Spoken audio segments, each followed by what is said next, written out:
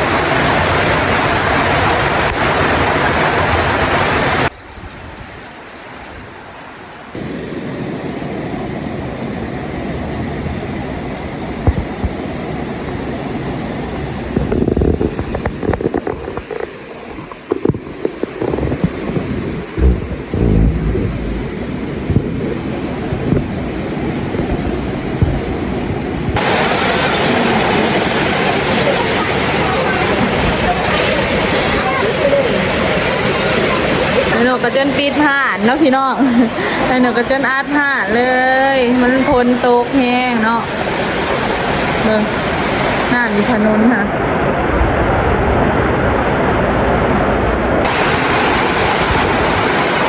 พ้นตกเพ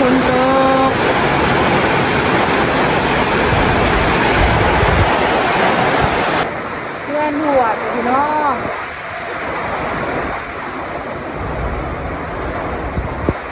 เปียกเลยน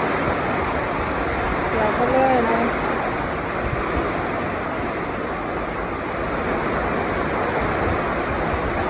เกือบเช้าแค่ทั่วแตกเหงามาโบ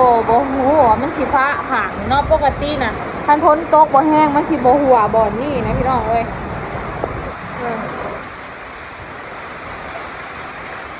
ยังบ่ทันมีเงินแปลงเนาะก็เลยต้องเป็นแบบนี้เอากันหนึ่งเข่าจ้ะพี่น้องหนึ่งเข่าพ้นกระฟ้าเป็นพระเลยตอนนี้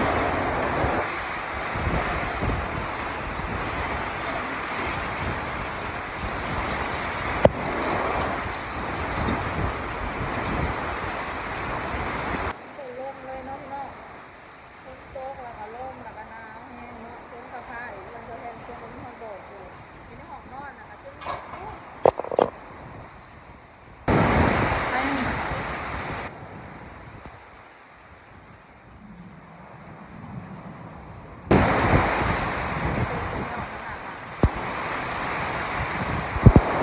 ทั้งฝนทั้งลมเนาะตอนนี้นะ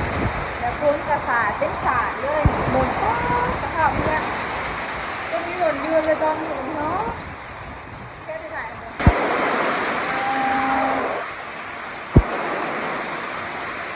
งามพ้นกับสิประมาณนี้เนาะทั้งหลังบ้านอยู่ห้องก็คือการต้องเอาเนี่ยปลูกเลยพี่น้องว่าคือแต่มาบอกนี่แหละสวยขาวนะอยู่ในห้องกับพี่น้องเอ้ยแบบนี้เปื้อนเลยนี่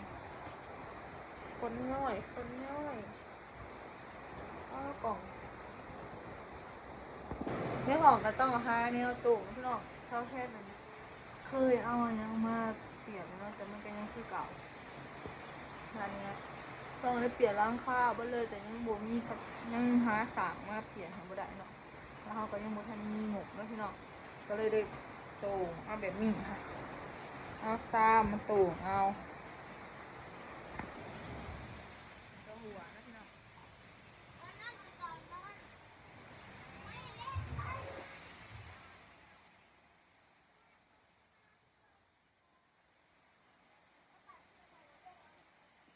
เลยนะพี่น้อง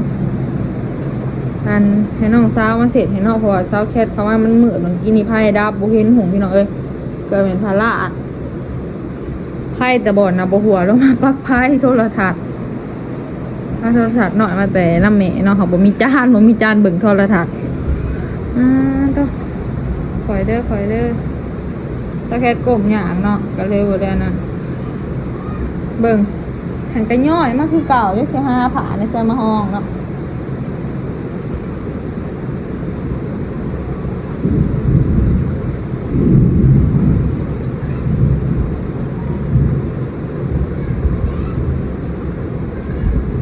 โอ้ย่อยลงมาคือเก่าตัดทามาตอนเสาร์จ้ะพี่น้องแพทย์กับบได้ถ่ายรายนวานี่แบบฝนตกแห้งไผ่กับแบบดับเลยเนาะอยู่ฝั่งลาวเฮาบ้านเซาแคทกระไผ่กับดับเนาะพี่น้องหลังกระบานนั่นค่ะเลยหนุ่มหินเฮืองเลยแบดกับมดจ้าไผ่ดับเดี๋ยวสิมาถ่ายเบิ่งน้ำกระเต็มคลองเลยเนาะพี่น้องคลองขางบ้านน้ำเต็มเบิ่งน้ำเมื่อคืนเนี่ยคือตกจนอยากแจ้งพูดแล้วนะพี่น้องบาดแห้งบาดคอยแล้วก็ทั้งตกกันพ้นฟอยพ้นยางน้ำเนี่ยเนาะเบิ่งน้ำเต็มคลองเลยถ้าเป็นเห็ดหน้านี่ก็ได้เลยเดี๋ยวนี้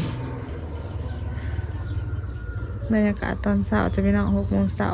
ผ่าก็คือแจ้งอยู่เนาะเมื่อนี้คือสิบตกดีเนาะพี่น้องเมื่อคืนนี้ก็จะไปจับอึ่งแบบสนั่นพันผืนเลยเนาะเสียงอึ่งห้องดูเดือด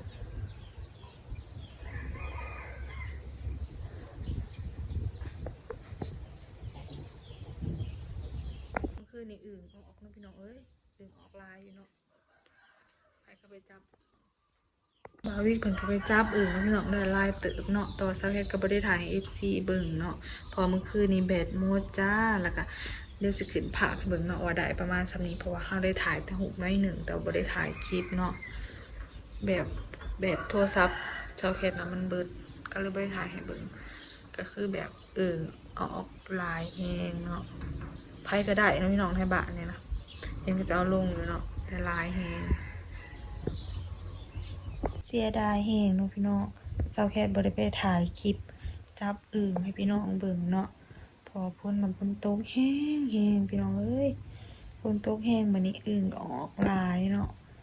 ทางฝนตกไผ่ดับผ้าห้องแต่พี่น้องเซาแคทกับไปกับบ่ได้เรื่องเนาะเพราะว่า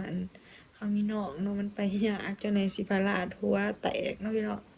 เอาก็เลยบ่ได้ไปแล้วก็บ่ได้ไปเก็บภาพบรรยากาศให้พี่น้องเบิ่งเลยเนาะเสียดายแฮงอะลิเอาวิก็ได้ลายเติบจ้ะพี่น้องเพิ่นก็เอาไปให้เมนูอยู่หัวดงเนาะเดี๋ยวเฮ็ดไม่ได้กินเนาะเมนูก็คือสิต้มสมอึ่ง